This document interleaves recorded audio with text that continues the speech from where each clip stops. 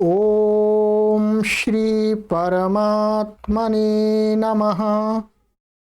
ओम श्री गुरुभ्यो नमः। ओम श्री ऋषिभ्यो नमः। ओम सहनाववतु सहनौ भुनक्तु सह वीर्यं करवावहै तेजस्विनावधीतमस्तु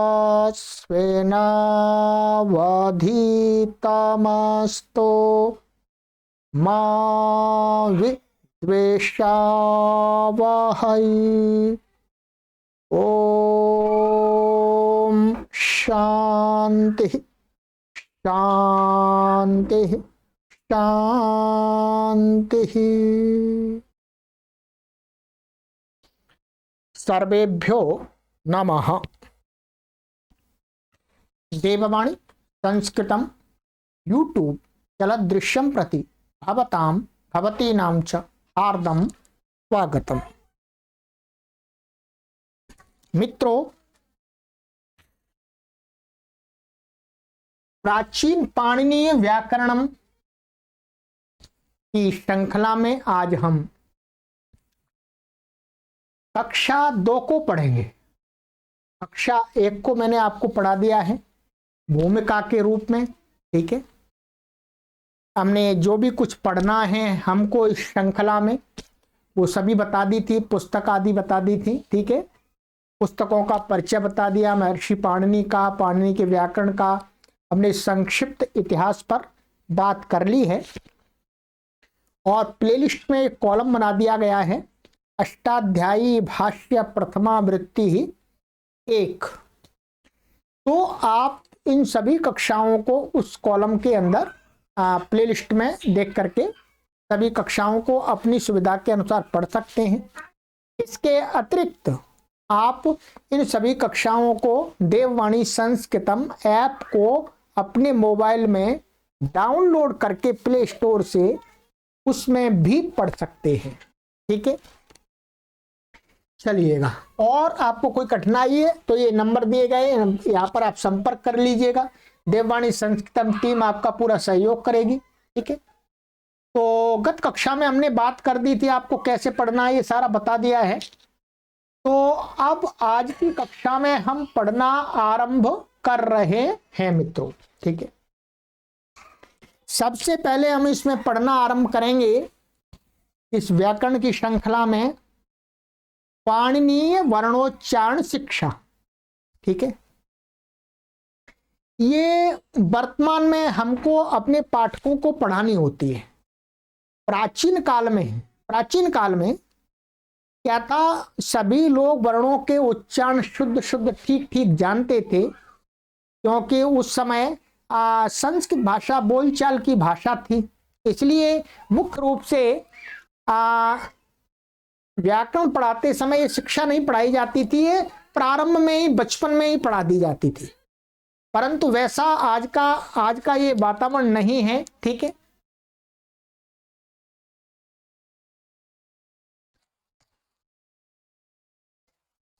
तो मित्रों, आज के वातावरण में हम संस्कृत भाषा को आरंभ से नहीं पढ़ते हैं, इसलिए अब हमें जब व्याकरण पढ़ाना होता है तो सर्वप्रथम हमें पाणिनीय शिक्षा को पढ़ाना होता है। ये पाणिनीय शिक्षा पुस्तक है जो मैंने आपको दिखा दी थी, ये पतली सी पुस्तक है, ये पतली सी पुस्तक है। तो इस पुस्तक के अंदर जो सामग्री है वो मैं आपको पूरी यहाँ पर पढ़ाऊंगा विस्तार से, ठीक है। और शिक्षा संबंधी जो भी बातें हैं मुख्य आपको सभी आ जाएंगी, ठीक है। काफी बातों है आपने रचनानुवाद कौमुदी और प्रारंभिक रचनानुवाद कौमुदी में भी मैंने पढ़ा दिया है, ठीक है। वहां से भी आप समझ लेंगे। तो चलिएगा, ये पुस्तकें हैं, सभी पुस्तकों को आप मंगा लीजिएगा यदि आप इस सीरीज को पढ़ना चाहते हैं तो आज हम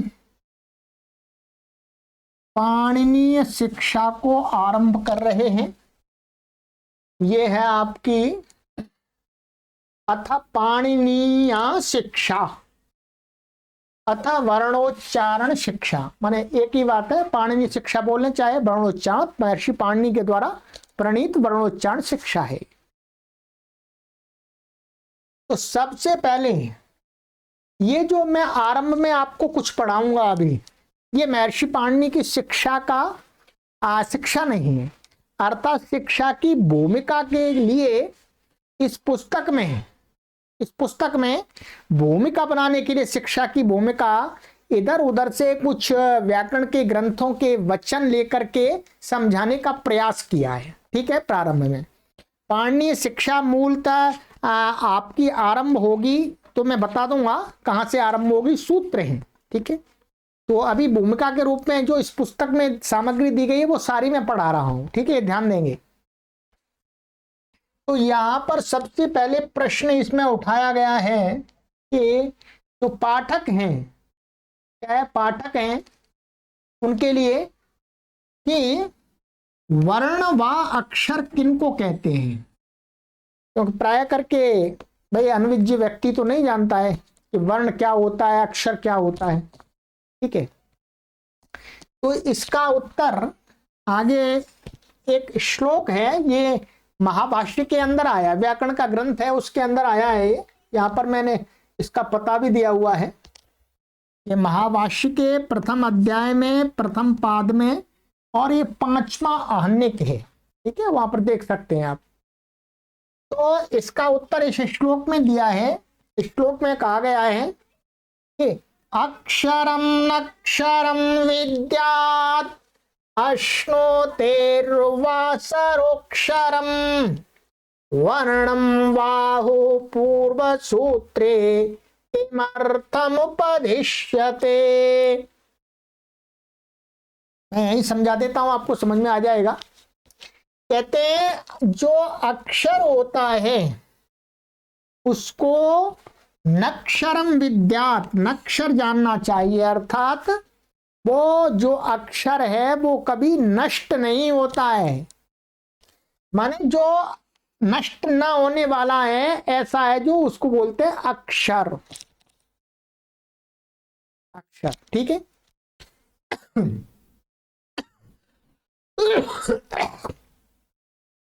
और दूसरा हेतु देते हैं, जो अक्षर जो हम बोलते हैं आ आदि, अश्नोतेर्वा सरोक्षरम, अथवा ये जो अक्षर शब्द है, अक्षर, इस अक्षर शब्द की व्युत्पत्ति कहते हैं अश्नोतेर्वा, माने अश धातु से हुई है। इससे अशुंग व्याप्तव एक धातु है, धातु पाठ के अंदर अशुंग व्याप्तव, ठीक है, अशुंग धातु है। तो अशुंग धातु से सरन प्रत्यय करके अक्षरम शब्द की सिद्धि होती है। इसलिए महर्षि पतंजलि जी हैं जो ये महाभाष्यकार, उन्होंने कहा अक्षर का अर्थ ये भी है कि जो व्याप्त होता है, जो सब जगह व्याप्त रहता है, उसको भी अक्षर कहते हैं। वो अक्षर की परिभाषा ये भी है। तो जो हमारे वर्ण है ये सब जगह व्याप्त हो जाते हैं बोलने के बाद, जो अक्षर हैं, ठीक है। और कहते हैं पूर्व सूत्रे, पूर्व सूत्रे का अर्थ है यहां पर कि महर्षि पाणिनि से पूर्व के आचार्य लोग इसको ही, अक्षर को ही क्या कहते थे, वर्णम वा आहु, अथवा वर्ण कहते थे। माने पूर्व सूत्र का अर्थ है पाणिनि से पूर्व के आचार्यों ने अपने सूत्र माने अपने व्याकरण में अक्षर को ही क्या कहा है, दूसरा नाम वर्णम वा आहु। ये वा अलग है, आहु अलग है, अथवा वा आहु माने कहा है। तो इन्हीं को, जिसको अक्षर बोलते हैं उसी को वर्ण बोलते हैं, अर्थात अक्षर और वर्ण पर्यायवाची शब्द हैं। तो ये जो प्रश्न उठा मन में पाठक के कि अक्षर क्या होता है, वर्ण क्या होता है, तो उसकी परिभाषा बता दी कि जो नष्ट नहीं होता है, जो व्याप्त है, उसी को अक्षर बोलते हैं, उसी को पूर्व के आचार्य लोग वर्ण कहते थे। ठीक है, तो वर्तमान में हम दोनों ही प्रयोग करते हैं, वर्ण भी कहते हैं, अक्षर भी कहते हैं। ठीक है, आप ये बोलते हैं भाई ये लिख दिया, ये इसको वर्ण भी बोलते हैं, अक्षर भी बोलते हैं। क्या है? अका अक्षर है, अवर्ण है। ठीक है, अब इसी के अंदर एक प्रश्न उठा दिया श्लोक के अंदर, किमर्थम उपदिश्यते। ठीक है, आप अब ये बताओ इन वर्णों का उपदेश क्यों कर रहे हैं, आप क्यों बता रहे हैं इन वर्णों को, इस व्याकरण में वर्णों को क्यों बताएंगे आप? वर्णों को तो लोग जानते ही हैं, भाषा तो बोलते ही हैं, तो इसका उत्तर दे रहे हैं। इसका उत्तर है, प्रश्न उठाया इसमें, तो आगे कहते हैं, हिंदी मैंने लिख दिया प्रश्न, किस लिए इनका उपदेश किया जाता है। उत्तरम, उत्तर है इसका, महाभाष्यकारी उत्तर देते हैं इसका। ठीक है, कहते हैं वर्ण ज्ञानम वाग विषयो यत्र च ब्रह्म वर्तते तदर्थम इष्ट बुद्ध्यर्थम लघ्वर्थम चोपदिश्यते। कहा वर्ण ज्ञानम, वर्णों का ज्ञान, जो वर्णों का ज्ञान है वो क्या है? वाग विषयः, वाणी का विषय। वस्तुतः जो वर्ण है वो वाणी के द्वारा ही तो प्रकट होते हैं।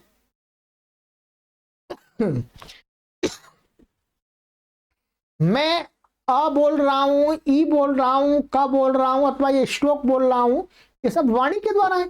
तो वर्ण ज्ञानम, वर्णों का जो ज्ञान है वो क्या है? वाणी का विषय है, माने वाणी के द्वारा ही वो प्रकट होते हैं।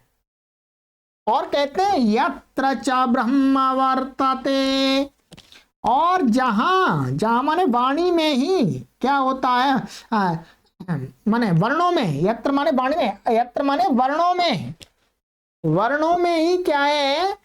ब्रह्म, ब्रह्म का अर्थ है यहां पर वेद अथवा ज्ञान, वर्तते तो ज्ञान है, जो वेद है, वेद में वेद भी ज्ञान है, तो ये कहां पर रहता है?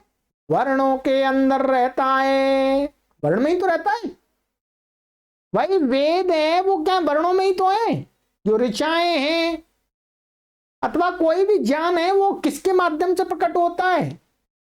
वर्णों के माध्यम से। और कहते हैं, तो कहते हैं जहां वेद है, ज्ञान है, तदर्थम, उस ज्ञान के लिए, ज्ञान प्राप्ति के लिए, वेद को जानने के लिए, तदर्थम माने वेद को जानने के लिए वर्णों का उपदेश किया जाता है। और कहते हैं इष्ट बुद्ध्यर्थम, इष्ट बुद्ध्यर्थम का अर्थ है बुद्धि, बुद्धि का अर्थ है ज्ञान, इष्ट ज्ञान के लिए, अर्थात जो वस्तुता हम बताना चाह रहे हैं उसका ही बोध हो, किसी अन्य का बोध ना हो जाए। हम अपभ्रंश शब्दों को ना बोलें, जिस शब्द के अंदर जो अक्षर हैं उन्हीं अक्षरों को बोलें, तो उससे उसी का ज्ञान हो, अर्थ का। तो कहते हैं इष्ट बुद्ध्यर्थम माने इष्ट ज्ञान के लिए। और कहते हैं लघ्वर्थम चोपदिश्यते, और चमन और लघ्वर्थम माने लघुता के लिए। लघुता से अर्थ है कि जब आप शुद्ध शब्द बोलेंगे, ठीक है, तब आपको आसानी से ज्ञान हो जाएगा, तब आपको आसानी से ज्ञान हो जाएगा। तो लघ्वर्थम माने जो वाणी है, जो वर्ण है, वर्णों को इसलिए भी पढ़ाया जाता है, बताया जाता है कि वर्णों के माध्यम से हम अपनी ज्ञान को, अपनी बात को दूसरे लोगों को आराम से समझा सकते हैं, सरल तरीके से। ये दूसरे इशारे संकेतों से समझाना काफी कठिन होता है और संशय युक्त होता है।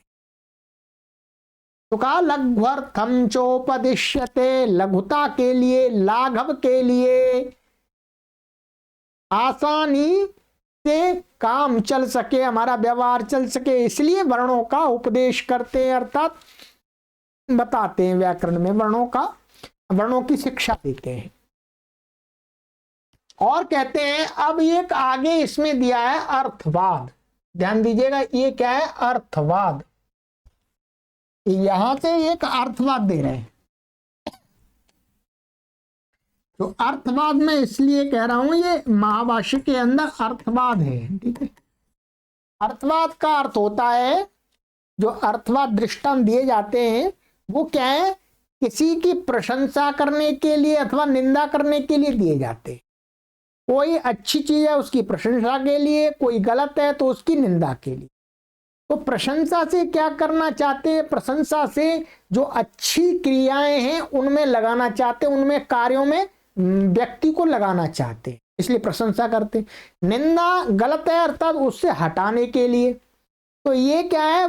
जो वर्ण जाने उसके विषय में जानने के लिए, वेद को जानने के लिए यहाँ एक ये अर्थवाद दिया जा रहा है, ठीक है। कहते हैं ये यहां से आरंभ है। सोऽयमक्षर समाम्नाय वाक् समाम्नायः पुष्पितः फलितः चन्द्रतारकवत् प्रतिमण्डितो वेदितव्यो ब्रह्मराशिः सर्ववेद पुण्यफलावाप्तिश्चास्य ज्ञाने भवति। ये भी महाभाष्य का ही है, ये दूसरे आहनिक का है, ठीक है। प्रथम अध्याय के प्रथम पाद के द्वितीय आहनिक का है। तो कहते हैं साहा आयम अक्षर समाम्नायः, वह यह वर्णों का समूह है, वर्ण है, वो क्या है? वाक् समाम्नाय, समझिएगा वाणी का ही समाम्नाय है, अर्थात वर्ण वाणी में ही रहते हैं। वो कैसा है? कहते हैं पुष्पिता, फूलों से सजा हुआ है। पुष्पिता माने फूलों से सजा हुआ है, और फलिता, और फल लगे हुए हैं उस पर। फल क्या लगे हुए हैं? फल यही लगे हुए हैं, शे और अभ्युदय रूपी, अर्थात ये लौकिक और पारलौकिक दोनों प्रकार के सुखों की प्राप्ति होती है विद्या की प्राप्ति से। तो पुष्पिता फलितश्च, जैसे कोई वृक्ष होता है उसकी शोभा कब बढ़ती है? उसकी शोभा तब बढ़ती है जब उस पर फूल लगे हों और उस पर फिर फल आ जाएं, तभी तो वृक्ष को उपयोगी माना जाता है। लोग उसकी अच्छी सुरक्षा करते हैं, पानी देते हैं, उसको बाड़ लगाते हैं, कोई उसको हानि ना पहुंचा दे, ठीक है। तो वैसे ही जो ये वर्णों का जो समूह है, माने जो वर्ण हम बोलते हैं वो क्या है? पुष्पित माने ये फूलों से सजा हुआ है, अर्थात ये सुंदर है। इसके बोलने से, इसके उच्चारण से क्या होता है? सामने वाला प्रसन्न हो जाता है, और बोलने वाला भी प्रसन्न होता है जब ये शुद्ध बोलता है। तो यही फूल है, ठीक है। फलितः चंद्र तारकवत् प्रतिमंडितः, और कहते हैं जैसे आकाश होता है, आकाश तो चंद्रमा और तारों से सजा हुआ होता है। क्या? चंद्रमा और तारों से सजा हुआ होता है, वैसे ही ये जो वर्णों का समूह है ये भी क्या है? चंद्र और तारों से सजा हुआ है, ठीक है। प्रतिमंडिता माने सुशोभित, वेदितव्य, जानना चाहिए क्या? ब्रह्म राशि, ब्रह्म राशि माने वेद राशि, वर्णों का समूह ही तो वेद ज्ञान है। वेद, जो वेद के मंत्र है वो वर्णों में है, तो वर्णों का समूह है। तो जो वेद राशि है, वेद है, ब्रह्म माने वेद कहा गया है या ज्ञान कहा गया है, तो ज्ञान राशि है वो कैसी है, वर्णों में निहित है और वर्ण इस प्रकार से मंडित है, इसलिए वर्णों को जानना चाहिए। कहते हैं सर्व वेद पुण्य फला फलावाप्ति क्या अस्य ज्ञाने भवति, कि जो ये वर्णों का समूह है, वेदों के पढ़ने माने वेदों के मंत्रों को याद करने पर जो मनुष्य को फल मिलता है, ठीक है, वैदिक संस्कृति से जुड़ा हुआ है, क्योंकि संस्कृत भाषा वैदिक संस्कृति से जुड़ी हुई है। तो कहते हैं सर्व वेद, सारे वेदों के द्वारा माने सारे वेदों का जो पुण्य मिलता है, वो पुण्य इसके माने इस वर्ण समुदाय के वर्णों के विषय में वर्ण विज्ञान को जानने पर भवति माने होता है। ये क्या है, प्रशंसा की गई है, प्रशंसा की गई है कि हमें वर्णों का ज्ञान ठीक ठीक करना चाहिए। ऐसा मत सोचिए ऐसा का ऐसा, ये बिल्कुल नहीं, ये अर्थवाद है। इस अर्थवाद से वर्णों के ज्ञान प्राप्ति के लिए प्रेरणा दी गई है प्रशंसा के माध्यम से, ठीक है। तो हम किसी कार्य में किसी व्यक्ति को लगाना चाहते हैं तो उस कार्य की हम पहले प्रशंसा करते हैं, तभी वो व्यक्ति उसके लिए करने के लिए तैयार होता है। तो वैसे ही यहां पर महर्षि पतंजलि जी ने वर्णों के ज्ञान प्राप्ति के लिए, कि वर्ण विज्ञान को समझने के लिए मनुष्य को प्रयत्न करना चाहिए, क्योंकि उसमें महान लाभ है, महान लाभ है उसमें, ठीक।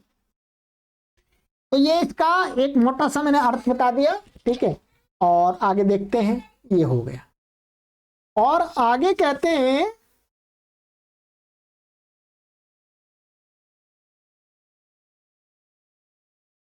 वर्णों का रूप कैसे प्रकट होता है, ये इसी में दिया है, ठीक है।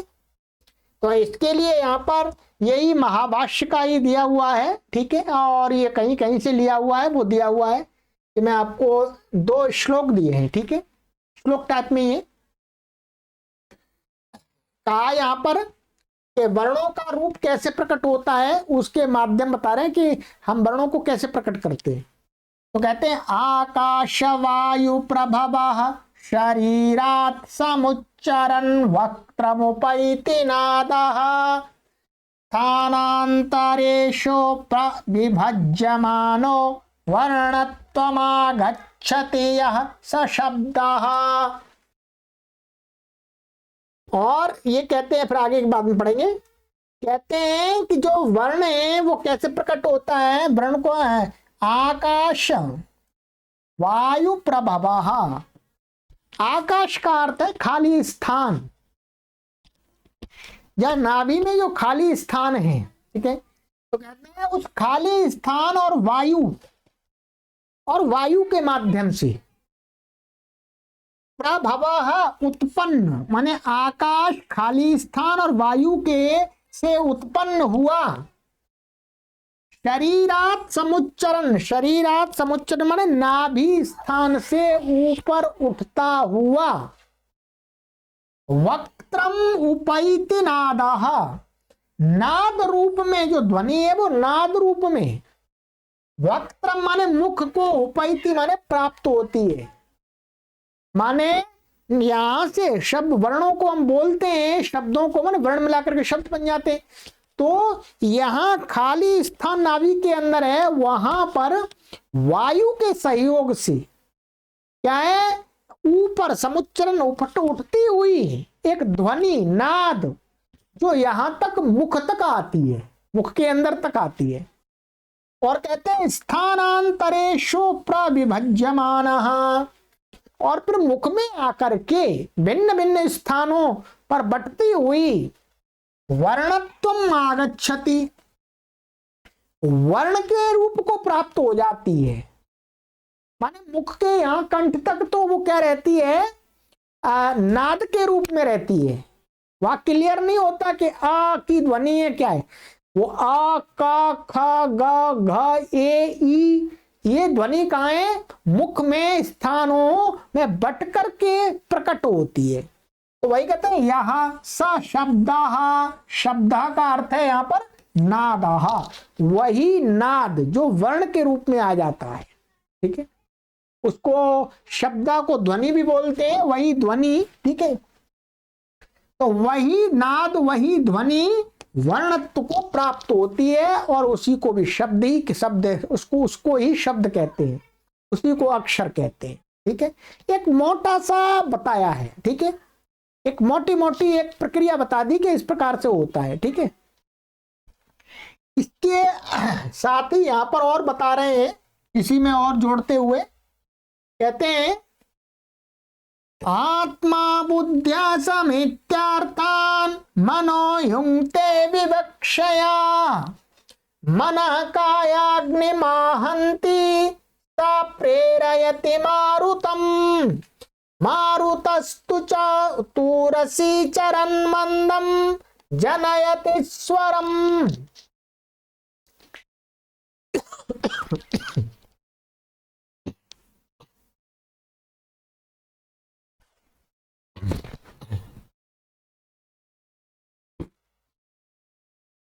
कहते हैं कि जब कोई व्यक्ति वर्णों को बोलना चाहता है तब उसके साथ साथ और क्या होता है, कहते हैं आत्मा बुद्ध्या समेत्यार्थान, जो आत्मा है मनुष्य की आत्मा है, मनुष्य की बात करेंगे, मनुष्य की जो आत्मा है वो क्या है, बुद्धि के साथ या बुद्धि के द्वारा समेत्य अर्थान, अर्थान माने किसी विषय को, कोई भी विषय को वो देखती है, समेत उसको पकड़ती है। मानिएगा मैं मेरे सामने लेखनी आई तो मेरी बुद्धि ने इसको पकड़ा, आत्मा के द्वारा, आत्मा ने बुद्धि के द्वारा इसको पकड़वाया, इसको बताना चाहिए किसी को।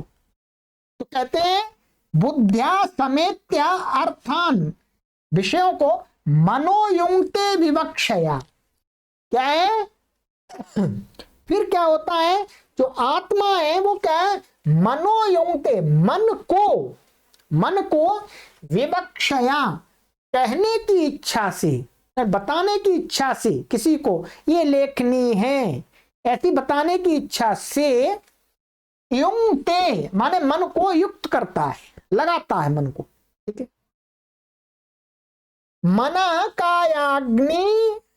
कायाग्निम आहंती, और जो मन होता है फिर मन होता है वो मन क्या करता है, मन कायाग्नि माने जो जठराग्नि होती है, हमारे नाभि के अंदर जठराग्नि होती है जो भोजन को पकाती है ना, पचाती है, तो उस जठराग्नि को आहंती माने ताड़ित करती है, धक्का लगाती है, और सब प्रेरयति मारुतम, फिर वहां से जो वायु है वो वायु ऊपर को प्रेरित होती है, वो जो मन है वो पीटता है, तब क्या है वह तो कायाग्नि है माने जो जठराग्नि है वो ही क्या है, वायु को प्रेरित करती है, ऊपर को उठाती है, जो अभी मैंने बताया था उस श्लोक में। और मारुतस्तु उरसी चरण मंदम जनयति स्वरम, और जो वायु है वही वायु उरसी माने छाती से चलती हुई धीरे धीरे, मंदम धीरे धीरे चलती है, स्वरम जनयति, स्वरम माने वर्ण को उत्पन्न करती है, ये ऐसा बताया। ये तो ये कुल मिलाकर के दोनों को हम समझ लेते हैं कि ऐसे भी होता है और ऐसे भी होता है, दोनों तरीके मिलकर के काम करते हैं, ठीक है। जब हम किसी बात को कहने, किसी चीज को बताना चाहते हैं तो बुद्धि वो आत्मा है भाई, आत्मा मुख्य तो आत्मा ही है शरीर के अंदर, तो आत्मा बुद्धि का सहयोग लेती है, फिर वो बुद्धि से वस्तु को माने उस पर निर्णय करके समित्य अर्थ में निर्णय, निर्णय करके उसको भाई इसको ही कहना है। मन को, फिर मन को युक्त करती है और मन को युक्त करता है आत्मा, फिर मन उसको कायाग्नि को ताड़ित करता है, फिर कायाग्नि जो वहां पर जो वायु को ऊपर प्रेरित करती है, और वायु ऊपर चलती हुई यहां से वर्णों को प्रकट करती है। मतलब वही वायु ही ध्वनि के रूप में आ जाते हैं, वर्ण बन जाते हैं। एक मोटा मोटा सिद्धांत बता दिया है, ठीक है। और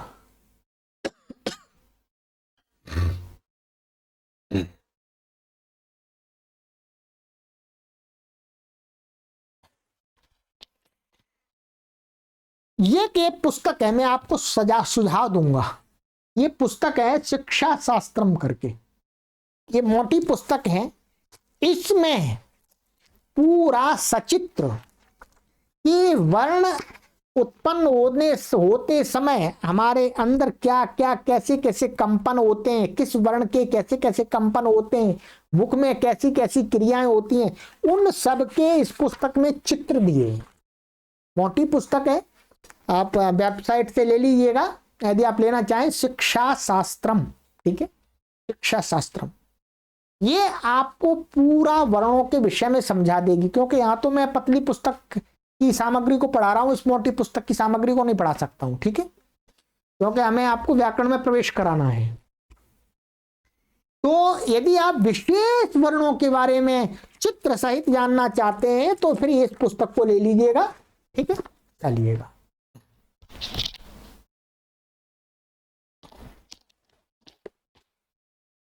तो मैं यही कह रहा था, जो भी चाहे वो मंगा सकते हैं और जानकारी प्राप्त कर सकते हैं इसमें अच्छी स्वाध्याय से, ठीक है।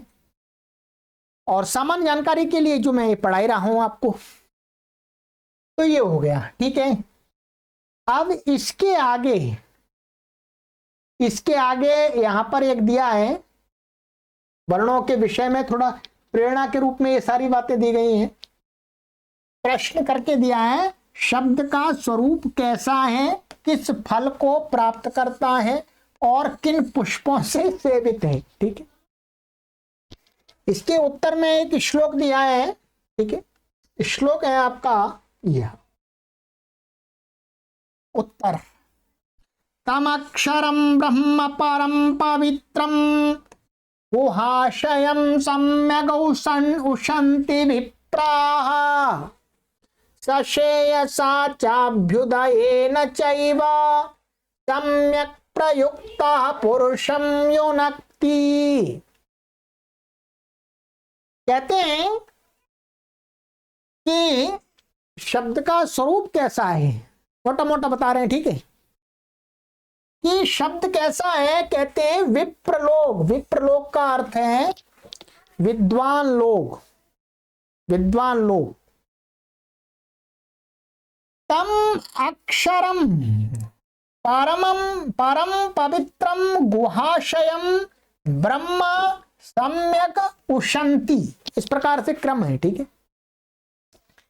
विद्वान लोग उस अक्षर को, जो अक्षर वर्ण है, जो ब्रह्म है, ब्रह्म माने ज्ञान है अथवा वेद है, उसको परम पवित्रम, जो परम पवित्र है, ज्ञान तो पवित्र होता ही है मित्रों, ज्ञान तो पवित्र होता ही है। यह ज्ञान और वर्ण में अभेद व्यवहार हो रहा है, ध्यान देंगे, ठीक है, अभेद, क्योंकि ज्ञान वर्ण के अंदर ही है। वर्ण के अंदर इसलिए है क्योंकि वर्णों के माध्यम से प्रकट होता है, ठीक है। तो ब्रह्म परम पवित्रम गुहाशयम, गुहाशयम का अर्थ है वो बहुत अंदर छुपा हुआ है, उसको सामान्य ऐसे ही नहीं समझ सकते। उसको ज्ञान को, ज्ञान के लिए तप करना पड़ता है, बहुत ध्यान साधना करनी पड़ती है, ठीक है, तब ज्ञान मिलता है, वेद ज्ञान वो भी। तो विप्र लोग उसको सम्यक माने अच्छी प्रकार से, उशन्ति माने प्राप्त करने की इच्छा करते हैं, कामना करते हैं। सामान्य लोग उसकी कामना नहीं करते, अज्ञानी लोग नहीं करते, विद्वान लोग ही करते हैं। और कहते हैं जो इस प्रकार के वर्ण हैं, अक्षर हैं, तो ज्ञान रूप है, तो उसको कहते हैं कि सा माने वह अक्षर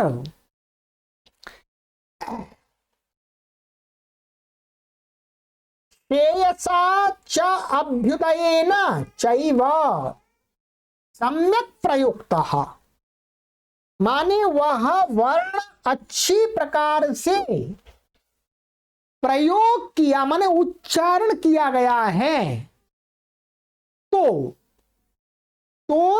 वो पुरुषम माने जिस भी मनुष्य के द्वारा जिन वर्ण को शुद्ध रूप से उच्चारित किया गया है, तो वह वर्ण माने वर्ण का समुदाय उस मनुष्य को श्रेयसा अभ्युदयेन माने पारलौकिक और ऐहलौकिक सुख से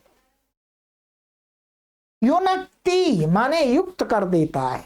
अर्थात जो व्यक्ति जो मनुष्य वर्णों का शुद्ध उच्चारण जानता है, शुद्ध उच्चारण करता है, वो यह लोक में भी सुख की प्राप्ति करता है और परलोक में भी सुख की प्राप्ति करता है।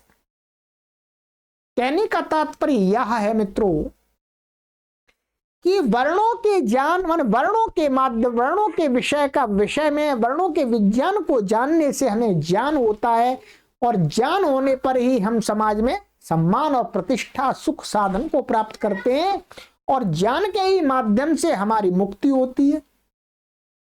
मुख्य रूप से वहां ले जा रहे हैं, ठीक है। तो इसलिए क्या वर्णों का स्वरूप ऐसा है कि वर्ण को शुद्ध रूप से यदि उच्चारित किया गया है शब्दों के माध्यम शब्द रूप में, तो समझिएगा वो वर्ण आपको दोनों प्रकार की सुख समृद्धि शांति प्राप्त कराएंगे, अर्थात आपको मुक्ति भी मिल जाएगी और आप इस संसार में भी यश सम्मान प्रतिष्ठा को प्राप्त करेंगे। स्वाभाविक है मित्रों, जिन लोगों का वर्णों का उच्चारण शुद्ध होता है, एकदम अच्छा होता है, मोती जैसे अक्षर उनके मुख से निकलते हैं, तो लोग उनको हाथ जोड़ के प्रणाम करते हैं, अरे आपका उच्चारण तो बहुत ही शुद्ध है। कानों को शांति मिलती है, कान तृप्ति को प्राप्त करते हैं आपके वर्णों को सुन करके। तो यही यहाँ पर एक प्रेरणा ये दी गई है, ये भी एक अर्थवाद के रूप में ही है कि हमें वर्ण विज्ञान को समझना चाहिए, जानना चाहिए। चलिएगा, ये हो गया आपका। अब है शब्द का लक्षण, इसमें दिया शब्द का लक्षण। शब्द का लक्षण यहां पर बता रहे हैं कि ये दिया है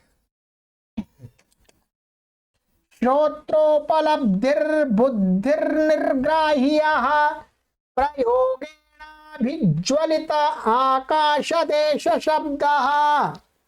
ये भी महाभाष्य के अष्टाध्यायी के प्रथम पाद के प्रथम सूत्र के द्वितीय आहनिक में है। ये प्रथम अध्याय प्रथम पाद और सूत्र दूसरा है, सूत्र नंबर 2 और आहनिक 2, ठीक है, उसका है। तो वहां पर ये महर्षि पतंजलि ने कुछ बताया है शब्द के विषय में, वो यहां पर रखा हुआ है कि श्रोत्रोपलब्धि, जो वर्ण है, शब्द है, अक्षर है, वह कानों के द्वारा प्राप्त होता है। भाई कानों के माध्यम से ही तो हम जानते हैं कि ये वर्ण किसी ने बोला। भाई कोई बहरा आदमी है, उसके सामने बोलते हो, उसको समझ में ही नहीं आएगा। तो उपलब्धि माने प्राप्ति करण के माध्यम से होती है। बुद्धिर्निर्ग्राह्य, और बुद्धि के द्वारा फिर कानों से ध्वनि प्राप्त होती है, फिर बुद्धि समझती है उसको कि इसने क्या ध्वनि बोली, उसका अर्थ क्या है, ये बुद्धि समझती है। प्रयोगेण अभिज्वलिता, और उस वर्णों का प्रकट होना, प्रकट कब होते हैं, जब उसको प्रयोग करते हैं। प्रयोग माने जब जिह्वा से वाणी से उच्चारण करते हैं। और आकाश देश शब्द, और इसका शब्द का स्थान क्या है, शब्द माने वर्ण का स्थान क्या है, आकाश। आकाश जो पंचभूत हैं, जल, पृथ्वी, जल, अग्नि, वायु, आकाश। तो जो शब्द का स्थान माना गया है, शब्द कहाँ रहता है, मैं जो शब्द बोल रहा हूं, वर्ण बोल रहा हूं, ये कहाँ रहे, कहाँ चले गए, ये कहते हैं आकाश में। आकाश में आप ढूंढ सकते हैं, आकाश में, आकाश में आप ढूंढ सकते हैं। जो पंचभूतों में आकाश है उसमें रहते हैं। आज की टेक्नोलॉजी के माध्यम से हम देख सकते हैं, आपकी रिकॉर्डिंग, आपके वर्ण बाद में आपको सुनाए जा सकते हैं। ठीक है, ये सारा कुछ मैं बोल रहा हूं, ये कहां जा रहा है, आकाश में जा रहा है, आकाश में जा रहा है। और ये हजारों साल तक आकाश में बना रहेगा, लोग पढ़ते रहेंगे, सुनते रहेंगे। तो कहा कि आकाश देश शब्द, वर्ण का स्थान क्या है, आकाश। तो इतना तो हजारों वर्ष पूर्व ही इस भारत की भूमि पर लोगों ने विज्ञान जान लिया था। ठीक है, ऐसा तो नहीं हम कह सकते कि सब कुछ जान लिया था। ठीक है, सब कुछ कहना ये अतिशयोक्ति है। ठीक है, परंतु इतना तो विज्ञान जान लिया था कि शब्द नष्ट नहीं होता, अक्षर नष्ट नहीं होता, अक्षर विद्यमान रहता है और वो आकाश में रहता है। यदि हमारे पास टेक्नोलॉजी है तो हम उसको पकड़ सकते हैं, और आज टेक्नोलॉजी आ गई, पकड़ लिया, पकड़ लिया। ठीक है, चलिएगा, तो ये हो गया। अब चलते हैं मित्रों। ठीक है, अब हमारी वर्णमाला पर आते हैं। ठीक है, वर्णमाला, वर्णमाला में कितने वर्ण हैं? तो आज की कक्षा काफी बड़ी हो गई है, तो अब वर्णों के बारे में, वर्णमाला के बारे में हम आगे की कक्षा में चर्चा करेंगे। ठीक है, तो आगे की कक्षा में मिलते हैं मित्रों। और ये अभी हम आपकी प्रवेश करा रहे हैं व्याकरण में। व्याकरण में प्रवेश कराने के लिए आपको बहुत कुछ चाहिए, एकदम व्याकरण समझ में नहीं आएगा, धीरे धीरे हमको ऐसे ही पढ़ाना पड़ता है, तब जाकर के हमारे पाठक विद्यार्थियों को, चाहे ऑफलाइन हो चाहे ऑनलाइन हो, तब उनके प्रवेश व्याकरण में होता है। अष्टाध्यायी तब समझ में आती है, ऐसे ना सोचें कि एकदम अष्टाध्यायी सीधी समझ में आई, सीधी समझ में नहीं आती है जी। ठीक है, चलिएगा, तो ये जो इस श्रृंखला में आप पूरी वर्णोच्चारण शिक्षा को पढ़ लेंगे। ठीक है, तो ये बहुत बड़ी उपलब्धि है आपके लिए। ठीक है, चलिएगा मित्रों, आपसे मेरा निवेदन है, यदि आप संस्कृत भाषा के लिए प्रचार प्रसार में सहयोग देना चाहते हैं तो आप अधिक से अधिक इन वीडियोज को शेयर कीजिएगा, और प्लेलिस्ट आपके लिए ओपन है, सबके लिए निःशुल्क अभियान है, आप पढ़िएगा, दूसरों को भी पढ़ने का अवसर दीजिएगा। हम एक दूसरे को सूचना देंगे, तभी संस्कृत भाषा का प्रचार होगा। सर्वेभ्यो नमः।